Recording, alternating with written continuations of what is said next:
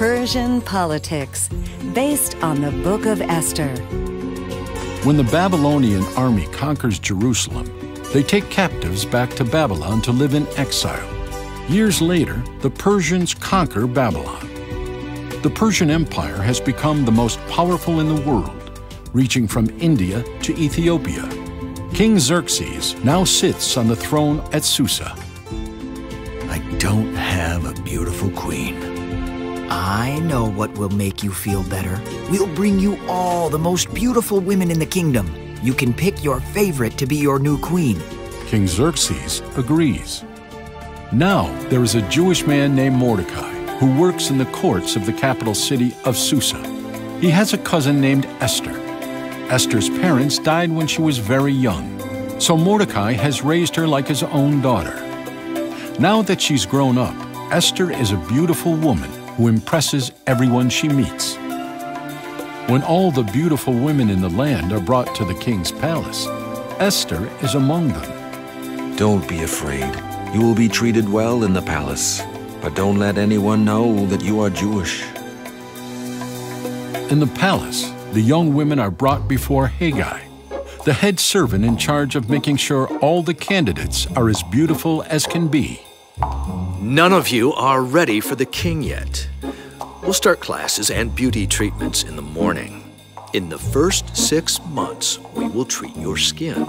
In the second 6 months, we will find your perfect perfume and then show you how to bring out your best features with makeup. Finally, after 12 months of beauty treatments, Haggai thinks Esther is ready to be presented to the king. If anyone can please the king and win his favor, it will be Esther. For months, Esther, along with hundreds of beautiful women of Persia, has lived in the palace waiting for the king to choose one of them to be his wife. The king has finally made his choice. Esther, you are now my wife, queen of all Persia.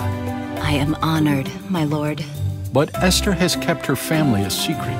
She hasn't told anyone about her adopted father, Mordecai, a Jewish city official. Late that night, he goes to the walls of the harem to check on Esther, the new queen. I am so proud and happy for you.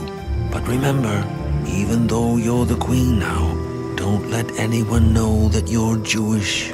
As he's leaving Esther's garden, Mordecai overhears 2 of the king's servants. Our plan cannot fail.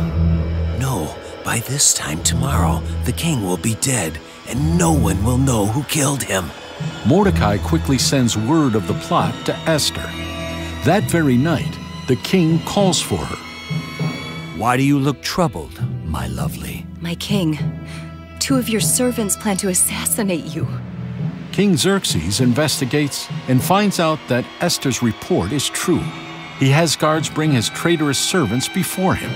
The men are sentenced to death for plotting to kill the king. Now, my charming queen, how did you know about this plot? Mordecai, one of your court officials, told me. He overheard Bigthana and Teresh talking. You hear that? Mordecai saved my life. You, scribe, write that down in the official book of records because I don't want to forget it. I should reward him somehow. Soon after this, the king needs to promote someone to be the new prime minister. He chooses Haman. Haman is very proud and enjoys having people in the city court bow before him. But Mordecai refuses to bow when Haman walks by. Angered because Mordecai will not bow before him, Haman prepares his revenge. But first, he must trick his king. My king, there's a race of people in your kingdom who do not obey you. For your safety, they should be destroyed. Give me permission to make a law that will get rid of them in Persia. I'm glad you brought this to my attention, Haman. Do what you need to do to protect me. Use my ring to seal the new law. Then everyone will know that your law is my law. When Mordecai hears the orders, he dresses in sackcloth and pours ashes over his head to show his grief. Then he visits Esther, who he hopes will be able to do something. What are you doing here in sackcloth? Don't you know it's against the law to show mourning in the king's palace? You could be killed. I am to be killed anyway, along with all of our people. What? Why? The king has passed a new law, ordering that all Jews are to be killed. It must be Haman's doing. His people have hated our people ever since the time of King Saul. You must go to the king and ask him to spare the Jews. I should go see the king. If I go to King Xerxes uninvited, I face the death penalty. If you don't go, your whole people face the death penalty. Who knows? Maybe you have been put into this royal position for a time just like this. Today you must be more than a queen. You must be a Jew. And to save us, you must be more than a Jew. You must be a queen. Go. Gather all the Jews in the city. Fast and pray for me. Don't eat or drink for 3 days. I will do the same. After 3 days, I will go to the king uninvited, and if I perish, I perish. Esther, I didn't invite her to come before me. But as Xerxes looks at his beautiful new queen, he decides he doesn't mind the intrusion. He holds out his scepter to show his forgiveness. What is it, my queen? What is your request?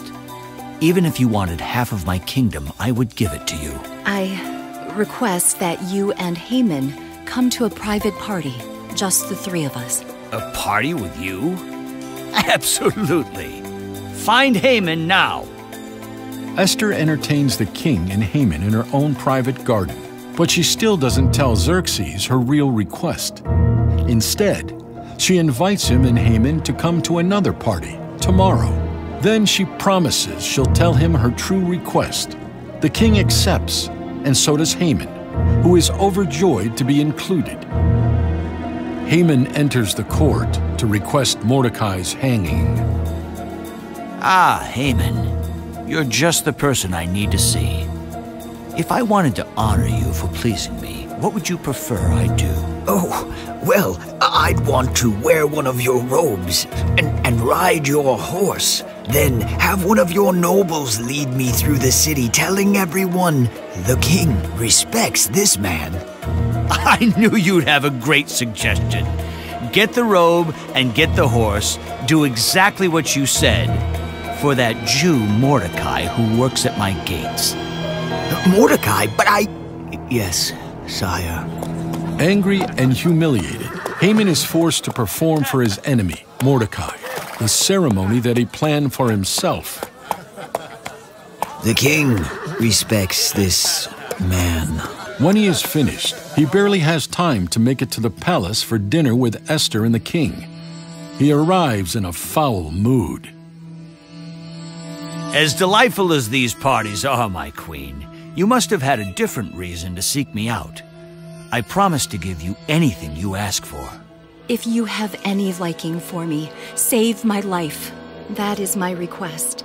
And spare the lives of my people. By the cruel plan of a certain man, we are to be put to death. Put you to death? Who would dare do such a thing? The wicked Haman! You're Jewish? You want to murder my queen? Your Highness, Haman was intending to hang Mordecai, who saved your life.